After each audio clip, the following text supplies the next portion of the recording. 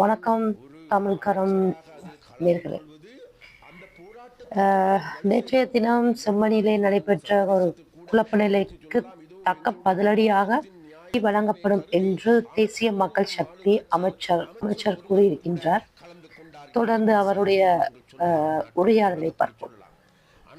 நான் ஒரு அமைச்சராக அதில் கலந்து கொள்வது அந்த போராட்டத்திற்கு மேலும் வலு சேர்க்கின்றோம் என்றால் நாளைக்கு நாங்கள் சர்வதேசத்தில் கூட எடுத்து சொல்லலாம், இதோ எங்களுடைய போராட்டத்தின் நியாயத்தன்மையை கருதி அமைச்சர் ஒருவரும் ஆளும் கட்சியில் அமைச்சர் ஒருவரும் கூட கலந்து கொண்டார் என்கின்ற செய்தியை நாங்கள் சொல்லலாம், நாட்டுக்கு உலகத்துக்கு சொல்லலாம். ஆனால் எங்களுக்கு அங்கு வருகின்ற விஷயமாக எங்களை அவ்விடத்திலிருந்து அப்புறப்படுத்துகின்ற பொழுது, அங்கு இருக்கின்ற ஏனைய கட்சிகள் செல்லுகின்ற பொழுது, அப்புறப்படுத்தப்படுகின்ற பொழுது, அவர்கள் அனைவருமே எடுத்துக்கொண்டு நாங்கள் பார்க்கின்ற பொழுது, கடந்த காலத்தில் இந்த நாட்டின் அதாவது அவர்கள் மீது பல்வேறு விமர்சனங்கள் இருந்த போதிலும் கூட அவர்களும் கூட இந்த நாட்டுக்காக போராடியவர்கள், கருத்துக்களை தெரிவித்தவர்கள். இன்றும் கூட இந்த பாராளுமன்றத்திலே தமிழ் மக்களுடைய அணித்தரமான கருத்துக்களை தெரிவிக்கின்றவர்களும் கூட இந்த கூட்டத்திலிருந்து அகற்றப்படுகின்றனர்.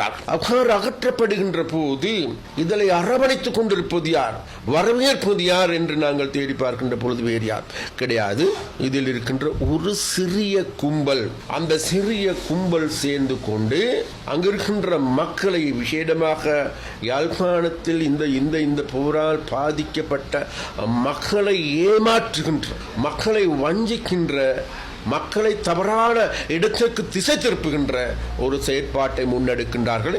இதற்கு எங்களுடைய வன்மையான கண்டனத்தை நாங்கள் தெரிவிக்கிறோம். அரசாங்கமாக இருக்கின்ற நாங்கள் இங்கு இருக்கின்ற மக்களை ஆற தழுவிக்கொண்டு இவ்வாறான காபாலித்தனமாக அரசியல் ஈடுபடுகின்றவர்களை மக்களுக்கு புடம் போட்டு காட்ட வேண்டிய காலகட்டம் வந்துவிட்டது. அவர்களுடைய முகத்திரையை கிழித்தெறிய வேண்டிய காலகட்டம் வந்திருக்கின்றது என்பதை இந்த இடத்தில் நான் சொல்லிக்கொள்ள விரும்புகின்றேன்.